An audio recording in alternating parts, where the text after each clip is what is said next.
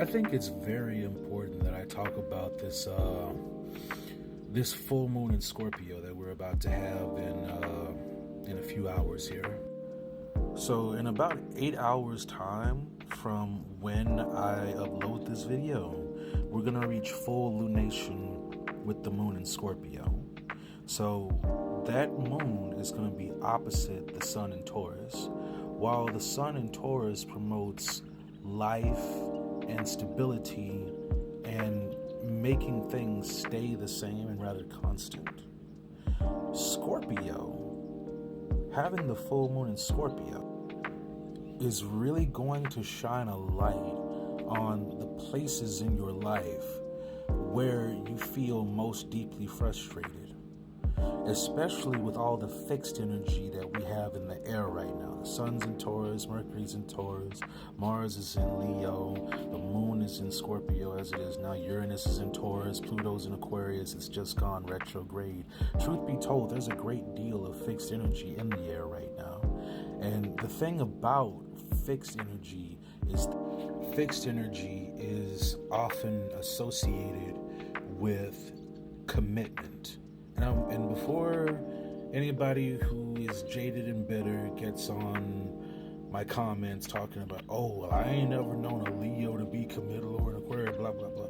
When I say committal, I mean that if there is a cause or a routine or a set of behaviors that a person has worked themselves into, it can be very difficult at this time to work oneself out of those, because that's what commitment is. When you pick something and you stick with it, whether it's the right thing or not, that is a form of commitment. But as far as the moon goes, Scorpio is a tremendously uncomfortable place for the moon.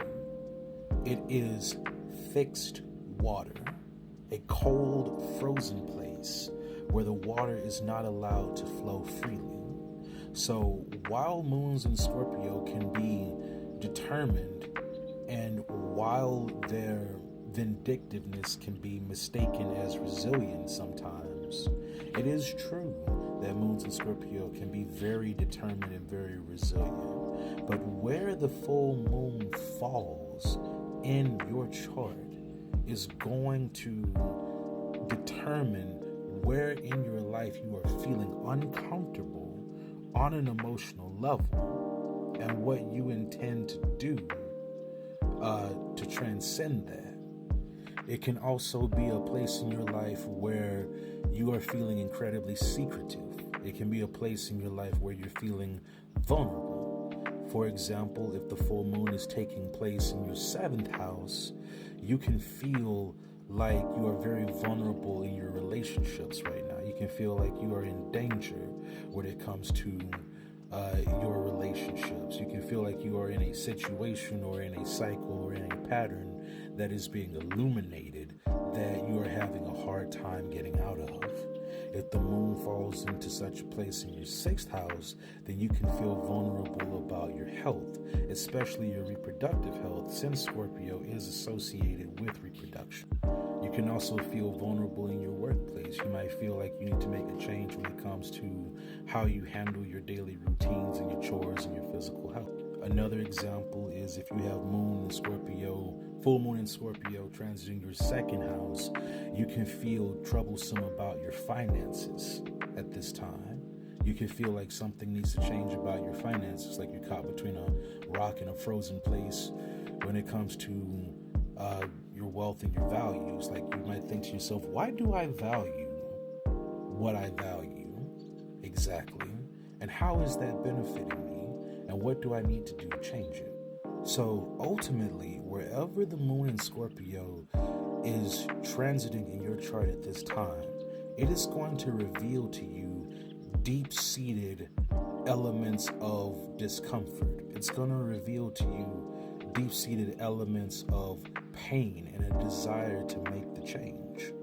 And there's this old parable about like a dog that is laying on a nail and it irritates the dog, and the dog doesn't get up off the nail until it irritates them well enough. So even though Scorpio is not a tremendous place for the moon by any means.